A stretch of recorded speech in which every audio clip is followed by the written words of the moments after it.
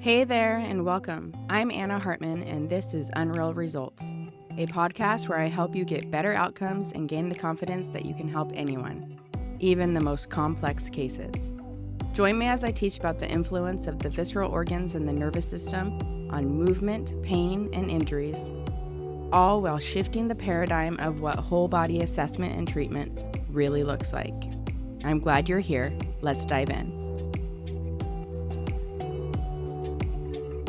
Hello, and welcome to another episode of the Unreal Results podcast. We're back, and where we're at? Where are we? I'm still in San Diego. It is officially the last day of my summer break.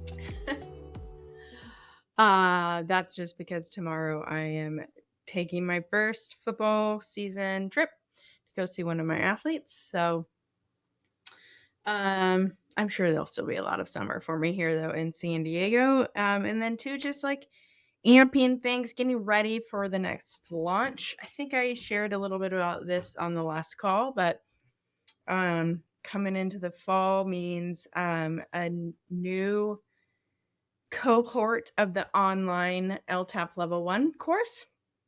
And the way I kick off the launch for that course is, well, one, to the wait list. If you're on the wait list, you always get priority and a discount into the course. So if you're even semi-interested, be sure to get on the wait list. I'll make sure Joe links to the current wait list for you because I actually am going to start the sale to the wait list next week.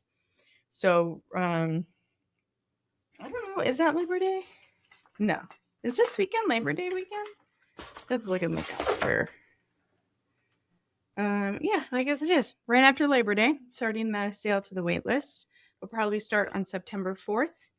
And it's usually a 4-day sale to the wait list. It's a pre-sale.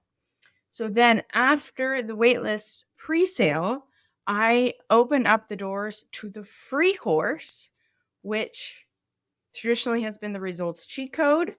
I might be changing the name this year to a little. I did last round too. I said the results cheat code, the missing link.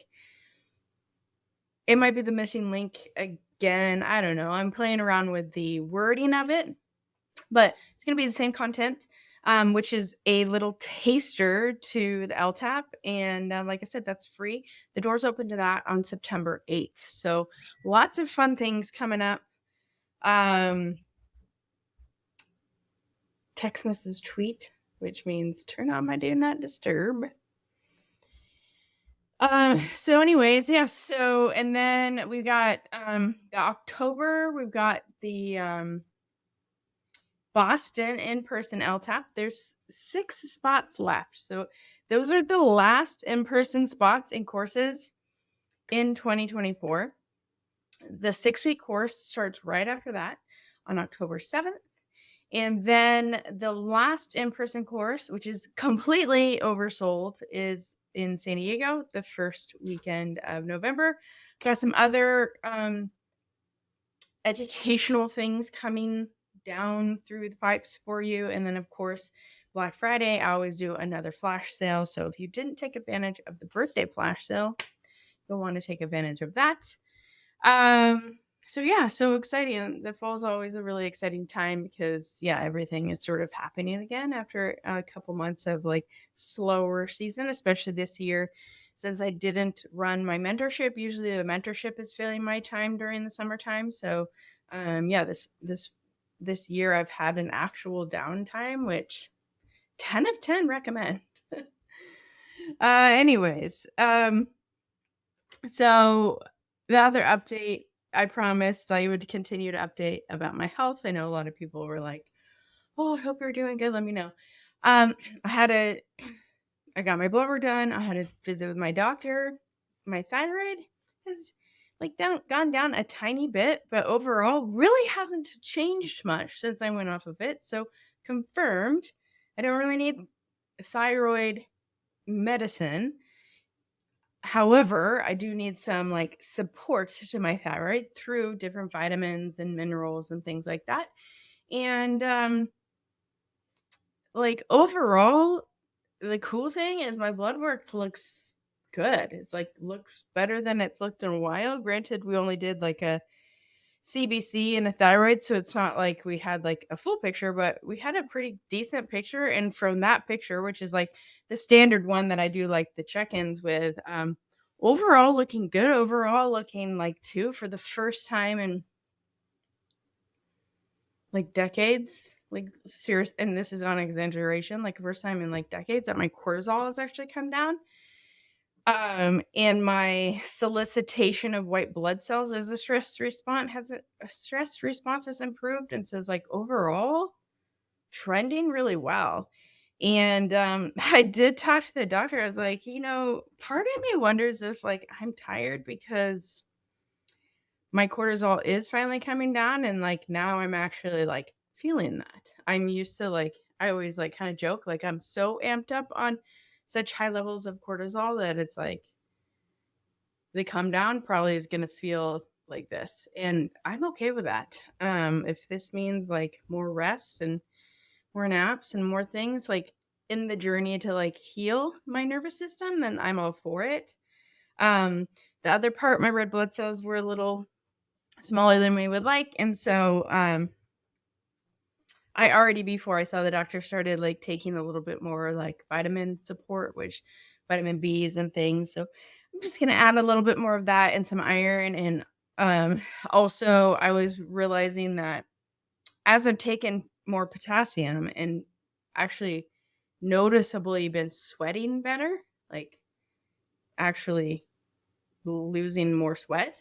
I think maybe my sodium was on the low end. And so, well, it was already on, I already know my sodium's on the low end, but I think maybe in the summertime it was sort of like exacerbated it from all the sweating.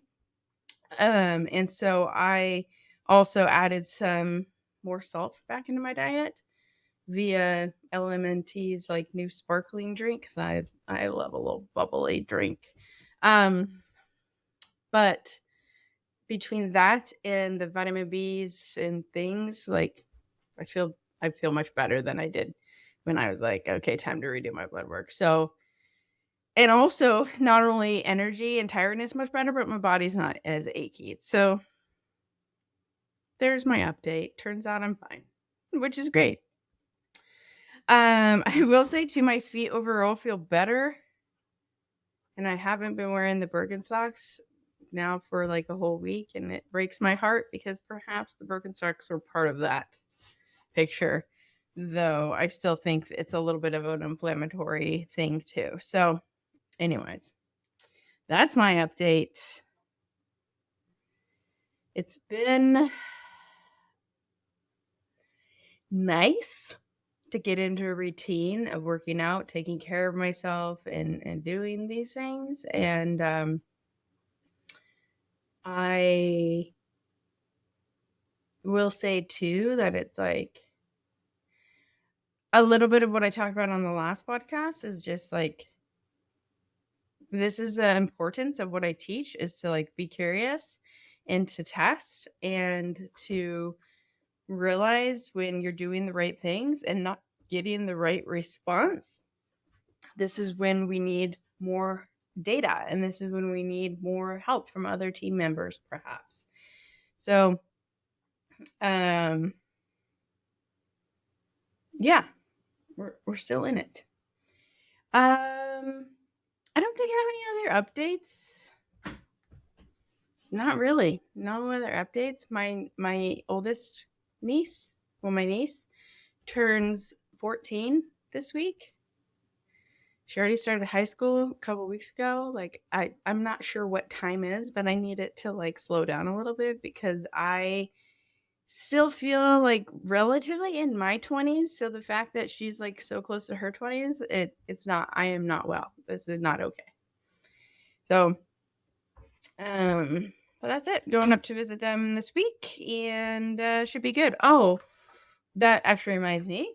I also, so when the LTAP course, online course launches in a couple weeks, well, in a month, to the wait list and then to the public in a month, I will have the dates and locations of all of the in-person courses for 2025. And it's looking like I might have 6 classes set up. So, super excited about that. I'm going to put some new locations in the works. So, for those of you in the parts of the country where you feel like I'm neglected, keep a lookout because I'm trying to help you there. So super excited about locking in those dates. I'm just working with the people who are hosting on like figuring out the dates. And, it's sort of like I have to wait for one person to choose before I offer dates to another person, because it's like your patients. I'm sure you get like this. Like you're like, oh yeah, I have a lot of openings. Like here's the 4 openings I have.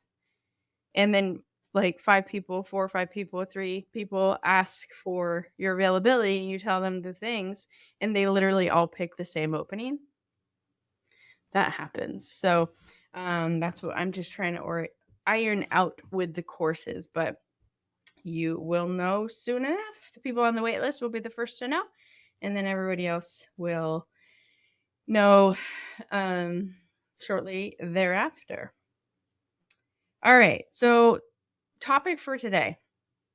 Today's topic is a little bit of like, we've been talking about this, and I wanted to talk about it a little bit more formally because this came up at, when I asked people for podcast questions, this came up as a question. And then also, as I've stated in the last couple episodes, sort of with my own health journey, it's a question that comes up in the LTAP level 1 quite a bit. When I'm mentoring people, when I start to expose this lens of view to people of the viscera and the visceral referred pains, and even all of you that have maybe downloaded the free visceral referral cheat sheet, is it makes you start thinking about, well, when do I refer back? Like, when is it a red flag? When is this a scenario like my mom, right? Like, for those of you who haven't listened to that episode or haven't heard me talk about it, is my mom went to physical therapy for shoulder pain for years on and off. And it was on and off because she wouldn't have progress. And the therapist would basically shame her into, shame her in a way of like, you're not doing your home exercise program, which is not true.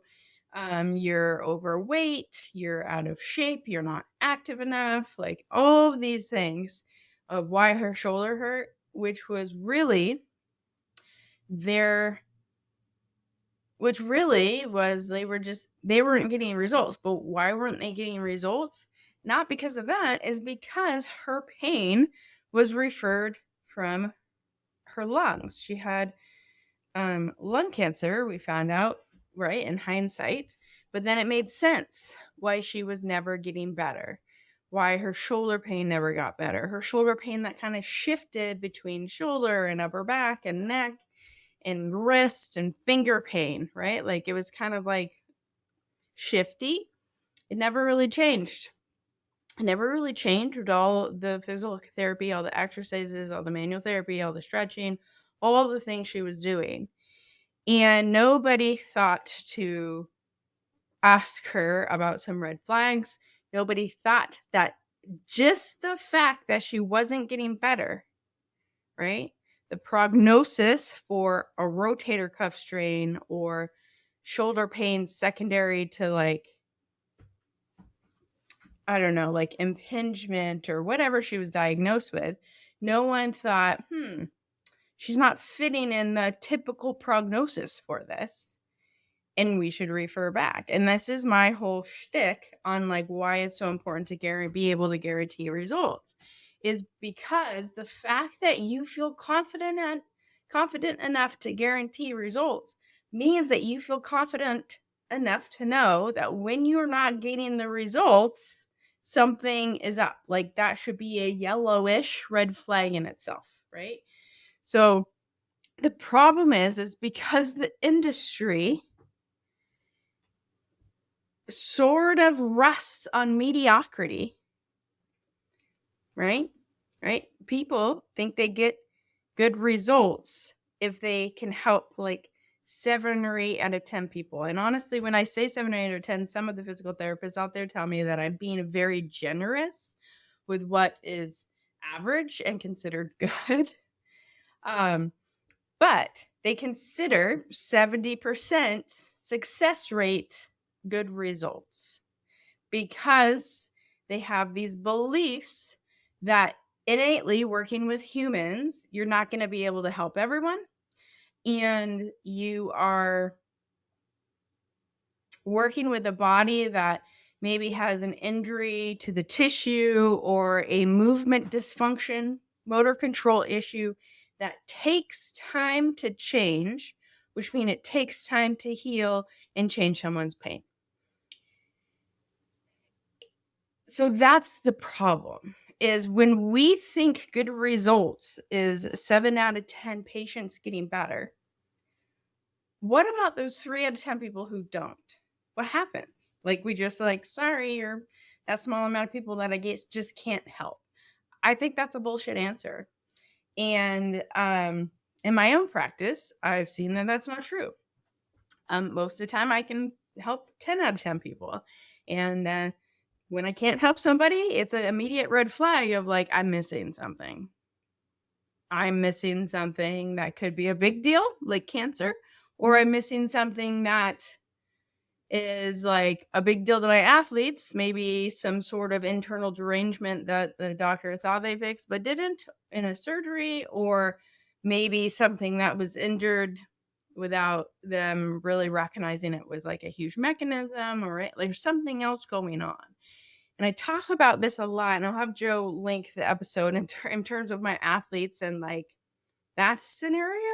I talk about this and how important the swelling protocol is, and the assessments we do in the swelling protocol is to determine that. And I talked about that in one of the episodes about the swelling, using swelling post-surgery, basically. So I'll have Joe link that episode too. But do you see my point here? It's when we settle for mediocrity, we're less confident that we can help everyone, which means we're less confident to like say we can guarantee results. And when we don't believe that to be true, we're less likely to allow the fact that they don't get better be a red flag, or at least a yellow flag, right? Because it's not necessarily a red flag, because it truly just might. Sometimes it is true that it might take time. Sometimes it is true that you're missing something, but that missing something is not an emergency red flag, right? It just might be that you're missing something. But the key is that you know that it's not going how it should be, and so you're looking for other answers specific to that patient. Okay? So I got this question. Let me actually read the question, because it's always good to hear your language versus my language, because it's different. From my girl Ashley Heller. She is a PT here in like South Orange County, northern San Diego County. She's gone through some of my training. She said, not sure if you've done a podcast on how to determine if there's something underlying in the viscera, red flag stuff, and what you look for / patterns, which when something just doesn't seem like it's going in the right direction. And so that's exactly what I want to talk about today. And the resource that I'm going to use to sort of help guide us on this is actually from a class I took from one of my mentors, Veronica Campbell, shout out. She's in Arizona. She taught a course maybe in 2019, I think, called Differential Diagnosis of the Abdomen, Screening for Viscerogenic Referral Patterns to the Spine, Shoulder, and Hips. And it was a great course, and it was designed exactly to answer Ashley's question. It was actually her course that sort of gave me some of the ideas for the LTAP. And so those of you who've taken the LTAP, you've probably heard me talk about Veronica before. If you were in our Arizona course, this last year, you met her. She came to the course and helped me out / took it. So, in one of these days, probably should just have her on the podcast to talk. But it's good for us to realize, right? So I already told you, like, one of the yellow flags is going to be, just like Ashley said, what happens when it's not going the way you expect it to. So the fact that you're even thinking about that is good. And how I speak to this in the LTAP level 1 to my students is you have to remember your skill set, especially when it comes to the viscera. If you think there's something driving this person's pain or dysfunction that has to do with a visceral organ or a nerve or the nervous system, you need to first really assess that organ, right? And so if you don't have the skill set to really assess the organ specifically, the mobility, the motility, that kind of thing, then this is where you might want to consider referring to someone trained in visceral manipulation or neuromanipulation, because we have a certain skill set that allows us to go one level deeper and really assess the organ and assess things. It doesn't mean that you're not going to continue to treat the way you're treating, right? The biggest thing I see this is people are like, I don't know, I'm working on their shoulder and we make gains. The body's directed us to the liver. I'm treating their liver. Makes a big difference on their shoulder. We get some shoulder exercises in. They're doing like stuffed movement, manual therapy, self-manual therapy or movement to support the liver on their own, and it's helping them. But we can't, like, every time they come in, it's still the liver. So if every time they come in, it's still the liver, you want to, like, again, that's like red flag in itself. It's not progressing how you thought, right? It's not better in however many things. So you want to ask yourself 2 questions. Do I think this is a liver problem or a tissue problem in the joint itself? And if it's a tissue problem in the joint itself, it's sort of like, have they gone to the doctor and gotten an MRI or an X-ray, right? Like, they can still have musculoskeletal things going on, even though the body is directing us to the liver being influencing it. You can still have a torn rotator cuff, or you can still have like a hooked acromion causing, primary impingement. There can still be musculoskeletal things going on. So the first step is like, what's going on with that actual musculoskeletal system? Don't forget all of the wonderful training that you have as a physical therapist or as an athletic trainer, that you know how to do special tests to figure out if there is a pathology going on in a joint or around a joint, that kind of thing. And that might mean that you need some support from the doctors in your team, right? Like an X-ray or an MRI or a diagnostic ultrasound or something like that. Because you have to consider too, a lot of the time, like back in the day, you couldn't really treat a patient until they saw a doctor. But nowadays, many states have direct access. So a patient doesn't have to go to a doctor in order to go see a physical therapist or go see an athletic trainer for shoulder pain. They just go straight to that practitioner. So sometimes you're operating on the assessment and diagnosis that you've done, and sometimes you need to collaborate or corroborate it with diagnostics that only a physician can order. If you're like, I've checked all that stuff and there seems to still be something, I still think this is a big visceral referred pain, then you want to be like, okay, maybe I should refer to a visceral manipulation specialist. Maybe there's a functional thing going on. Maybe I need to refer back to like a functional nutritionist or a naturopathic doctor or a functional medicine doctor or an MD that can really look at the function of the organ when it comes to the liver, around detoxification, nutrition, like digestion, all the roles that the liver does, right? Like we're going to measure the liver enzymes and the things around that. What someone's cholesterol like, what's their blood pressure like, what's going on there. Because maybe there's a functional piece that when we're doing manual therapy around the liver, whether it be movement or manual therapy or visceral manipulation even, we're going to be supporting the function, but sometimes you need the functional stuff to support the liver too. So there can be that. The other thing is within this is realizing, like, is this visceral pain, or is the liver causing a biomechanical situation that's leading to the shoulder pain, or a combination of the two?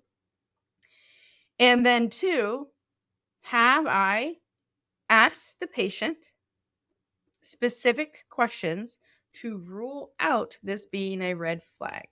And so that's what I want to talk about, what red flags are. And then we go even further is like, okay, you think they have some of these red flags, you're still considered like, is this an emergency or not? Is this an urgent thing I need to do? Then you can actually do some actual physical exam of the viscera, right? So the athletic trainers, you'll be familiar with this because these are the physical exam tests that we've learned when it comes to evaluating abdominal injuries and illnesses. Physical therapists, I'm not sure if you cover that in school, so I can't speak to that. I'm assuming you probably do, but also, I don't know. I'm not a physical therapist, so that's where I just have to rely on assumption. So, let's talk first about red flags. Personal or family history of cancer. Specific cancers would be helpful to know in this case, right? So if you keep getting pulled to the lungs and they have shoulder or upper back pain and they have a history of lung cancer, I might be a little bit more concerned than if it's that scenario and they have a history of, I don't know, cervical cancer.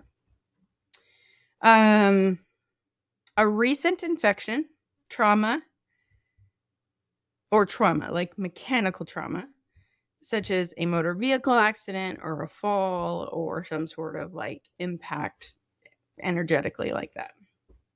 A history of immunosuppression or recurrent colds or flu with a cyclical pattern.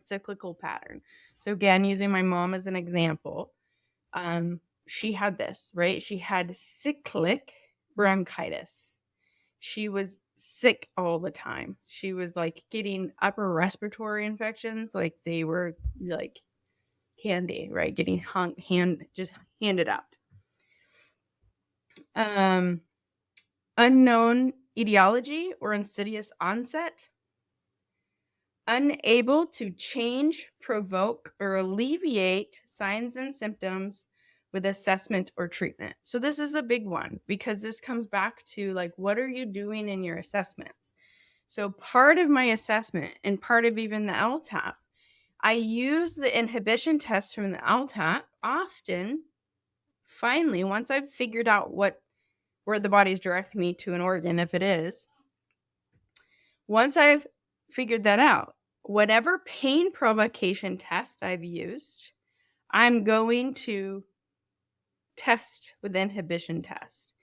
And if I can't change their pain, provoke it, or alleviate it, that is like okay, interesting. It doesn't mean that on its own it's not a red flag, but it's just like one of those things that I'm like, okay, I can't change it. Or just with any sort of pain provocation. If my pain provocation, I think it's positional and I change the position of things and it's still there, like that's not great, right? Like most things we should be able to sort of at least somewhat alleviate or make worse the pain. So if nothing we do tends to change it, that's a little bit of a red flag. Another one big with the visceral organs is eating or bowel movements change your signs and symptoms. So it's like, I have back pain until I go to the bathroom. and then I have some relief, but then the back pain comes right back. That would be a red flag.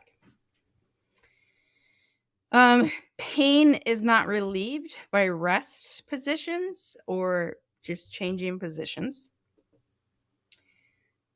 A greater than or equal to 10% change in body weight within the last 10 to 21 days.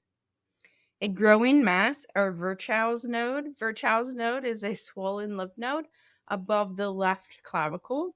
This is a really important one for cancers. Bilateral neurological symptoms or any constitutional symptoms. So now let's go over constitutional symptoms. Constitutional symptoms are fever, diaphoresis, which is unexplained perspiration, sweats occurring any time of day or night, like without like working out basically or changing temperature,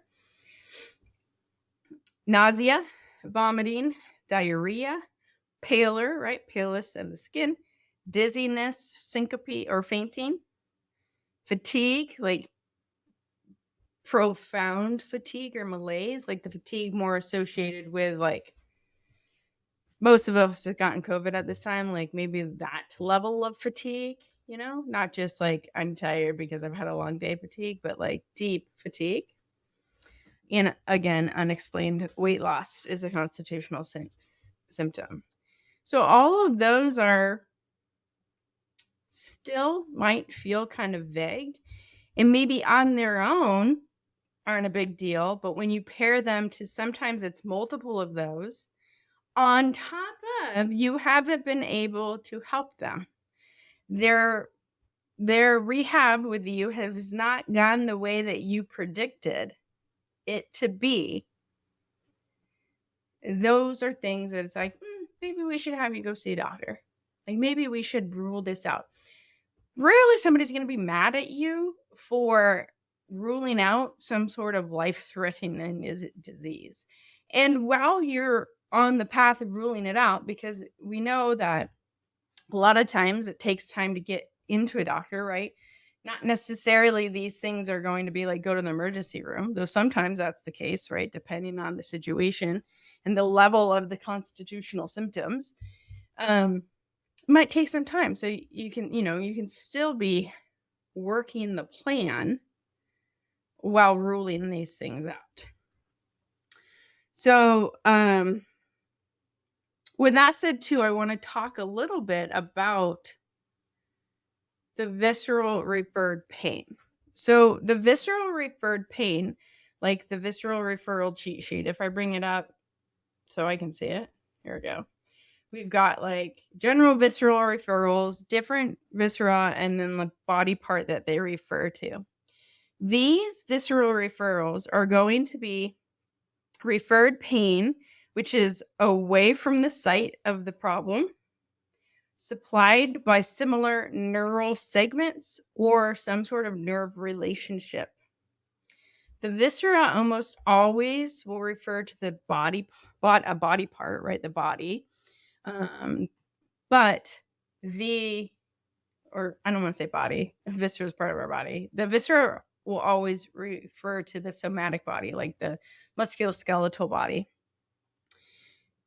The musculoskeletal body will rarely refer to the viscera, right? Because we can also have visceral pain at the site of the viscera. It's not always referred pain. We can have liver pain at the liver itself, right? This is like an appendicitis. We can have pain in our appendix when our appendix is inflamed and ready to burst or has burst. That feels a certain way versus referred pain from maybe inflammation in that area or just like the mechanical pain or tension around the structures that hold that visceral organ into place, right? So I want you to remember that visceral referral cheat sheet is sort of like to consider these areas influencing other areas. And in the presence of disease, they're going to be more likely to happen, but sometimes they don't, right? It also means that we've discussed on a lot of the podcast And this is why the LTAP still matters, right? If the only chance of the organs causing issues was the ones listed on the visceral referral were just because of the neural segment relationships or the sensory nerve relationships, then I wouldn't need to teach the LTAP. But the need for the locator test assessment protocol is, one, to figure out where the body wants you to start. But then two, because we know that when the body organizes itself around a structure that has mechanical tension or inflammation or needs to be protected, that it changes the entire dynamic alignment and biomechanics of the system. And we know from our biomechanical lens of view of the body, which is not necessarily wrong, it's just not complete. And we know that sometimes biomechanics can lead to pain or injury of joints and muscles and tendons and ligaments and cause problems, right? So we have two things going on here. This is also why in the visceral referrals, I'm like, yes, it can be like knees can be kidneys, but knees can be liver too, right? Because sometimes if we're protecting the liver and we're kind of side bent to the right and we're not rotating very well, if we're doing a sport that involves some sort of rotation, which is sort of like every sport, if we can't rotate in our thorax, oftentimes we make up for it in our knee by our knee caving in. And then that can create some knee pain, right? So this means that the liver was part of the knee pain story, but it was not referring the pain to the area like the kidneys can. So understanding that difference is important as well. And that's the whole reason why like I do all these podcast episodes and we do the LTAP is because it can literally come from anywhere. But when we're talking about red flags and catching diseases and hopefully helping our patients, like my mom, sending them back to a doctor when things don't go our way and they have the presence of referred pain from a visceral organ, potentially, then this is what we care about. So some other things when it comes to visceral pain in general, we can have mechanical pain or tension that occurs with stretching the wall or the capsule of the organs, the suspensory ligaments. We can have inflammatory pain, right? We can have ischemic pain, meaning when the blood flow to the area is not very good. And then we have that referred pain that we already talked about. Oftentimes visceral pain. So this goes back to the visceral pain, not the visceral referred pain, right? Shoulder pain would be visceral referred pain. Appendicitis is visceral pain. Visceral pain presentations that are of concern would be sudden, recent, insidious, or non-specific cause. Often they're deep, aching, throbbing, stabbing, knife-like, and not depending on a certain position or activity. They can be random pattern pain. They can be dull to severe in intensity and can be unilateral or bilateral.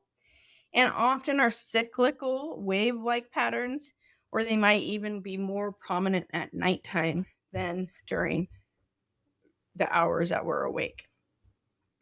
So visceral referred pain can be like that too. It can be a little bit like more wafty. We talked about because of how it's being referred on the nerves, it tends to have like a very like this kind of description, this like wiping phenomenon when somebody's describing where the pain is, or they'll be like, oh, sometimes it hurts to lift my arm up, but not all the time.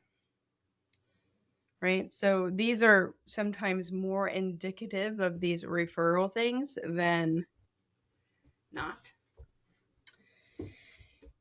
But the big thing always goes back to how confident in getting results are you for your patients? How confident are you with your plan of care? Have you thoroughly done a musculoskeletal or orthopedic assessment on top of the LTAP, on top of consider the viscera? And have you asked questions about red flags or constitutional symptoms? Do they have any or any of these? Multiple of these? How long has it been going on? Does it change with food, eating food, or going to the bathroom? Does it change with positions?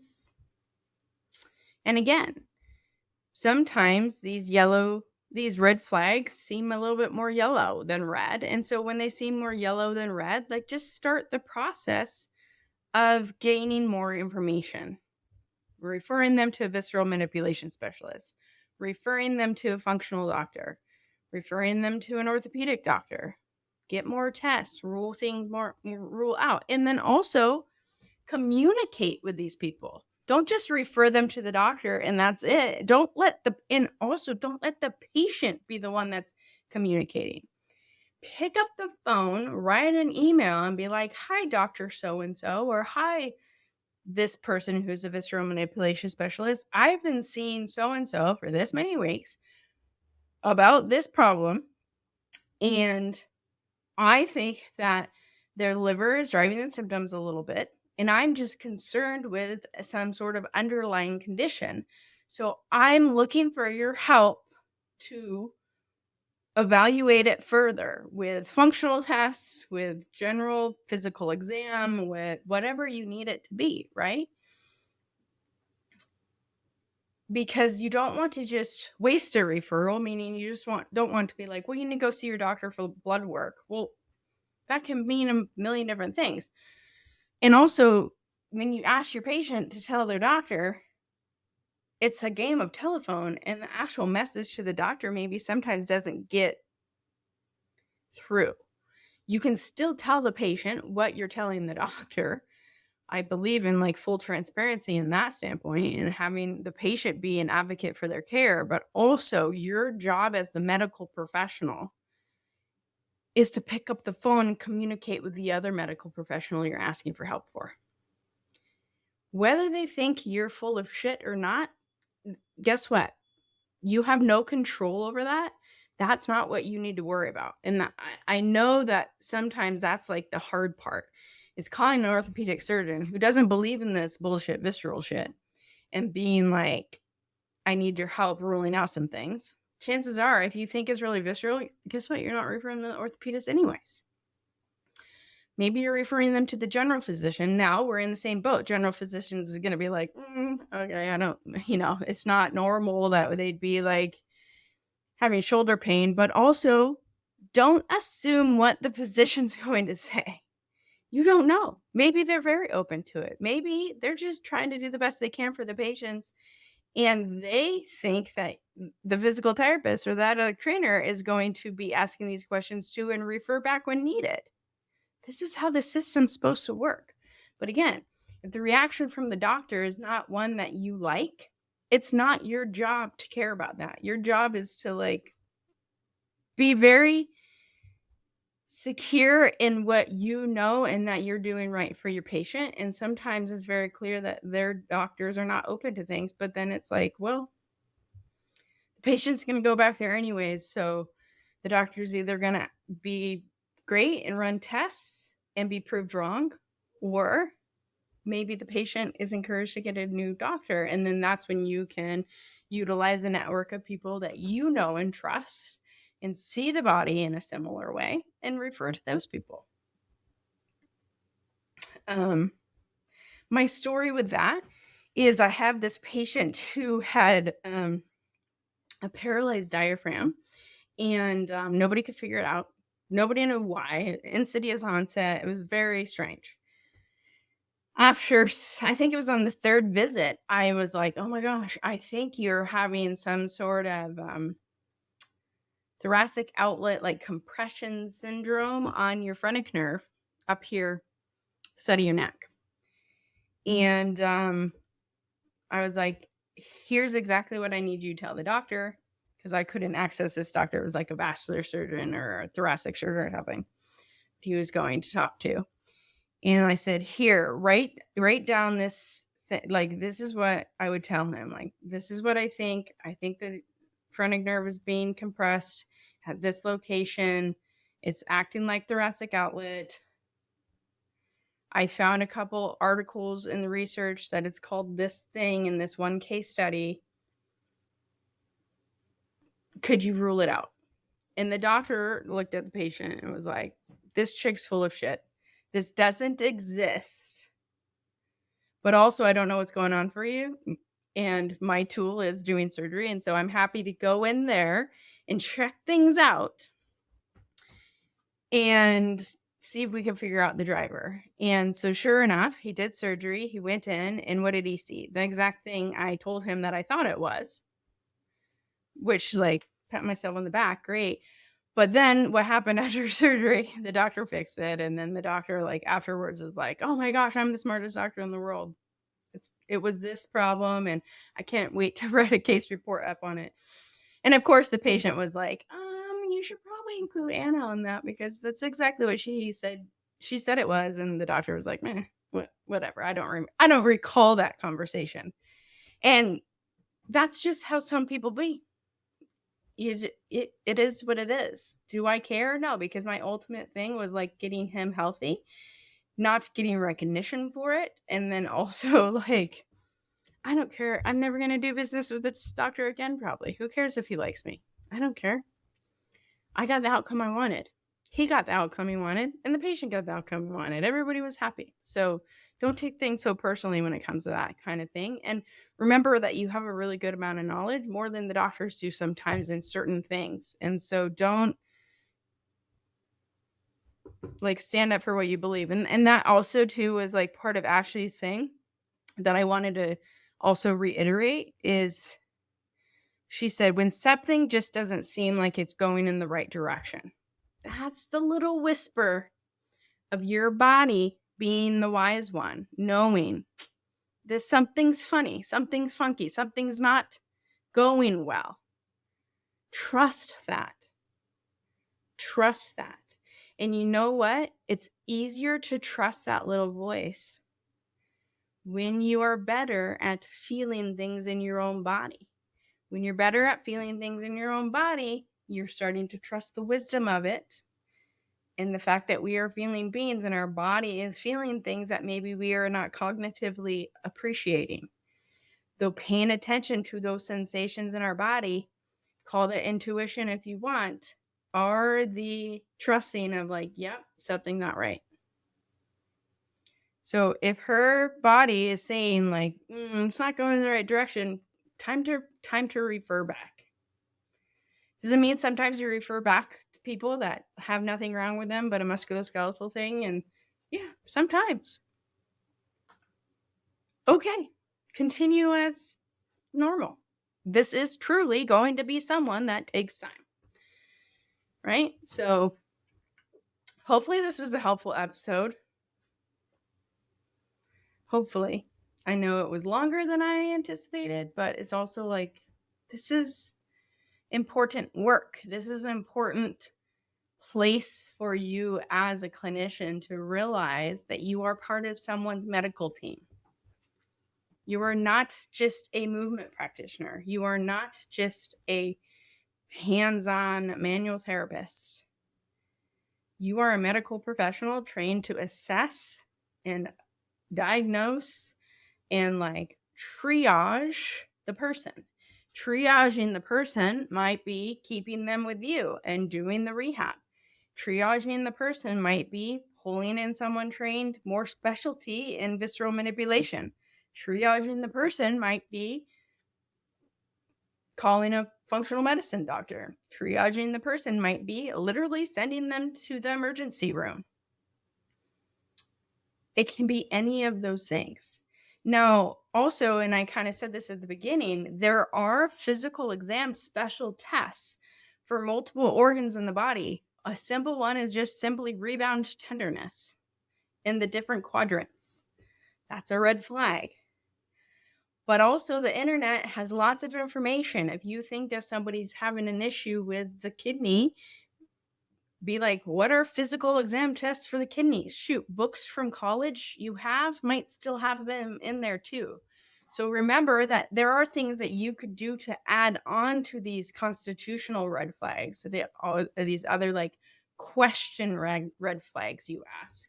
You can do an actual physical exam for visceral organs, just like a doctor would in the emergency room, just like a doctor would in an exam. Hopefully they're touching you. Palpating lymph nodes, like simple stuff like that. Does this mean you have to get good with your palpation skills and know where the organs are, know where the lymph nodes are? Yeah. But again, athletic trainers, I know you learned this in school. Physical therapists, I'm assuming you learned this in school. But if you didn't, these are the times where it's like, if you think someone might have something going on in an organ, get into the books, see how you can evaluate it furtherly, or pull someone in on your team. So that's it. We'll see you next week. Have a great day.